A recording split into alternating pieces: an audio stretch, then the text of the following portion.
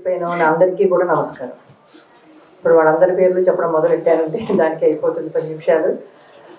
అందరూ అనువాదకులు మాత్రమే కాదు, అందరూ నాకు చాలా ఆత్మీయులు.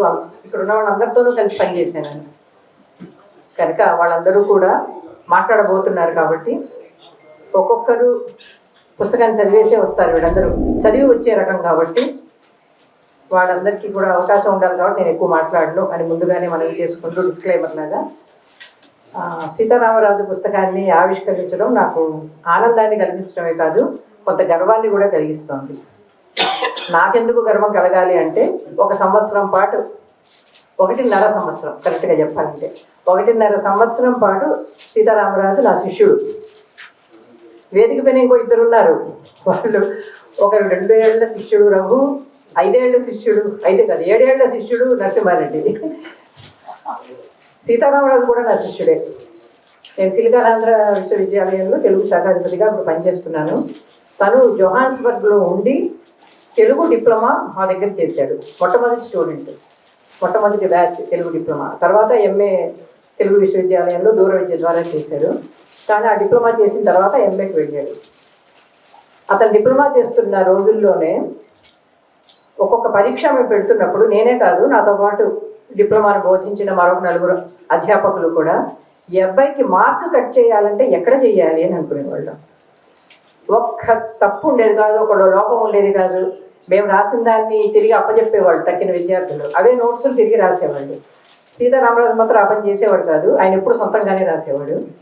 కాబట్టి అతనికి 25 మార్కులకు 25 మార్కులు, 50 మార్కులకు 50 మార్కులు పడిపోయేది. కాబట్టి అటువంటి విద్యార్థి మా దగ్గరే మళ్ళీ ఎంఏ చేసి రీసెర్చ్ కూడా చేస్తే బాగుండని మేము అందరం కోరుకున్నాం. కానీ అతను వదిలేసి భారతదేశంలోనే చేస్తున్నాడు ఆ పనులన్నీ. కాబట్టి నా విద్యార్థి చాలా చాలా మాకందరికి ఇష్టమైన విద్యార్థి సీతారామరాజు. తను కవిత్వాన్ని పుస్తకాలు నాకు ఇచ్చాడు. తన వ్యాస సంకలనం కూడా నేను చూశాను. కాబట్టి ఏది రాసినా కూడా తనదైన ముద్ర ఒకటి ఉండేలాగా చేస్తాడు అన్నది ఎప్పుడో నిరూపించుకున్నాడు సీతారామరాజు. ఈ అనువాదంలో కూడా తనదైన ముద్ర ఉంది. ఎందుకంటే ఇది కేవలం అనువాదం కాదు, ఒక రకంగా ఇది సిద్ధాంత వ్యాసంలా ఉంది. నిజానికి దీనికి ఒక ఎంఫిల్లో పిహెచ్డీయో ఇచ్చేయచ్చు.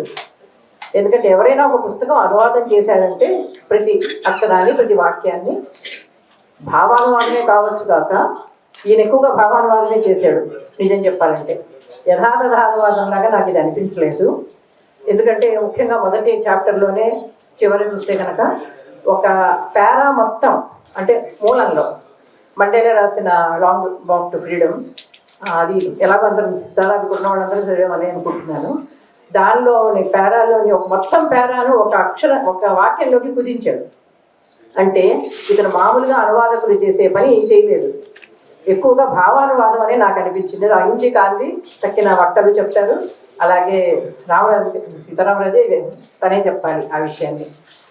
కానీ ఎప్పుడైనా సరే ఒక అనువాదం చేసిన వాళ్ళు పుస్తకాన్ని అనువదిస్తారు. ఎందుకు ఈ పుస్తకాన్ని అనువదించామో ముందు మాటలో చెప్పుకుంటారు, అక్కడికి అయిపోతుంది ఆ పుస్తకం. ఎందుకు నేను దీన్ని సిద్ధాంత వ్యాసం స్థాయిలో ఉన్నట్టున్నానంటే, రాజు దానితో తృప్తి పడలేదు, అనువాదంతో తృప్తి పడలేదు. నెల్సన్ మండేలా గురించి మనకు తెలిసిందంత, ఆ విషయం అతనికి తెలుసు. తెలుగు వాళ్ళందరికీ నెల్సన్ మండేలా గురించి అంతా తెలియదన్న విషయం తెలుసు. పైగా మండేలా 1994లో తన జీవితం వరకు ఆపేశాడు. 2013 వరకు ఆయన జీవించే ఉన్నాడు. ఆ తర్వాత ఏం జరిగింది అనేది ఎలా తెలియదు జనాలకు. ఈ అనువాదం చదివితే యథాతథంగా అనువదిస్తే తెలియదు. అందుకని రాజు వేసుకున్న ప్రణాళికే అసలు ఒక పరిశోధనా వ్యాస పరిధికి సంబంధించిన ప్రణాళిక.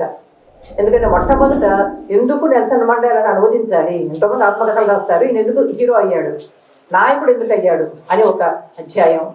ఆ తర్వాత ఆఫ్రికా గురించి మనకు తెలిసింది చాలా తక్కువ తెలుగు వాళ్ళకి. ఎందుకంటే ఇక్కడ ఆయన చెప్తున్నది తెలుగు వాళ్ళకి. తెలుగు వాళ్లకు ఏది అవసరం, కేవలం నెల్సన్ మండేలా జీవితం, ఆయన రాసుకున్న జీవితం చెప్తే సరిపోతుందా అనే ప్రశ్న వేసుకున్నప్పుడు సరిపోదు, సమగ్రంగా ఆయన అర్థం కాదు. అందుకని ముందు ఆయన ఎందుకు నాయకుడు అయ్యాడు రాయడం. ఆ తర్వాతి అధ్యాయంలో అసలు ఆఫ్రికా చరిత్ర ఏమిటి, నెల్సన్ మండేలాకు ఆఫ్రికా చరిత్రలో ఉన్న స్థానం ఏమిటో తను నిర్ధారించాలంటే ముందుగా అసలు ఆఫ్రికా చరిత్ర ఏమిటి అని, ఆ చరిత్ర దానికి మన భారతీయులకు ఉన్న సంబంధం ఏమిటి, ఆ చరిత్రలో మనం ఎలా భాగస్వాములు అవుతాం, మనం ఎప్పుడు వెళ్ళాం, భారతీయులు ఎప్పుడు వెళ్ళారు అక్కడికి, ఎంతమంది ఏ శతాబ్దంలో వెళ్ళారు, ఏ ఏ పనులు చేశారు, వాటన్నింటినీ కూడా కలగలుపుకొని భారతీయులకి ఆఫ్రికా ఖండంతో ఉన్న సంబంధాన్ని కూడా దానిలో పెట్టి మొత్తానికి 2 అధ్యాయాలు ముందు రాశాడు. ఈ 2 రాసిన తర్వాత అనువాదం చేశాడు. అనువాదం చేశాక కూడా ఆగిపోయాడా అంటే అది లేదు. అది అయిపోయిన తర్వాత 94 తర్వాత ఆయన జీవితం తెలిపాలి కదా తెలుగు వాళ్ళకి. అందుకని దాన్ని మళ్ళీ తన చరిత్ర అంతా తిరిగేసి ఆ చనిపోయే వరకు నెల్సన్ మండేలా జీవితం గురించి మళ్ళీ మహాభినిష్క్రమణమని పెట్టి అది తను సొంతంగా రాసింది. కాబట్టి ఈ పుస్తకం నిజానికి నెల్సన్ మళ్ళీ వాళ్ళు ఇంగ్లీష్లో అనువదించుకోవాలేమో నాకు అనుమానంగా ఉంది. మండేలా రాసింది తెలుగు చేయడం కాదు ఈయన చేసింది. ఈయన రాసిన పుస్తకం ఇప్పుడు ఇంగ్లీష్లోకి వెళ్ళాలి. అప్పుడు అందరికీ సమగ్రంగా అర్థం అవుతుంది నెల్సన్ మండేలా ఏమిటో, ఆఫ్రికా చరిత్ర ఏమిటో, అందులో ఈయన స్థానం ఏమిటో, ఇవన్నీ మనకు స్పష్టంగా అర్థం కావాలంటే ఇది ఒక పరిశోధనా వ్యాసంగా నేను పరిగణిస్తున్నాను. నేను డిగ్రీ ఇవ్వలేను కానీ ఇవ్వగలిగితే ఇచ్చేద్దాను. ఇప్పుడు రాజకీయ ఇప్పుడు నా చేతిలో లేదు డిగ్రీ ఇవ్వడం. ఆయన ఇంకేదో పిహెచ్డీ చేసుకుంటున్నాడు కానీ ఆయన పిహెచ్డీ డిగ్రీ దీనికి ఇచ్చేయచ్చు. ఎందుకంటే ప్రధానంగా అంటే ఆయన దృక్పథం భిన్నంగా ఉంది చెప్పడానికి. రెండవది భాష చాలా సరళంగా ఉంది, చాలా బాగుంది అనే విషయాన్ని పక్కన పెడితే, అయితే దీన్ని అనువాద సిద్ధాంతాల ప్రకారం చూసినప్పుడు ఈ అనువాదం మీద కొన్ని అభ్యంతరాలు లేవు. ఇందాక వేడు కూడా నాతో అంటున్నారు 600 పేజీల పైన ఉంది కదా, ఇది ఇంత తక్కువ ఎలా ఉంది అనువాదం అని. నిజం అన్నమాట.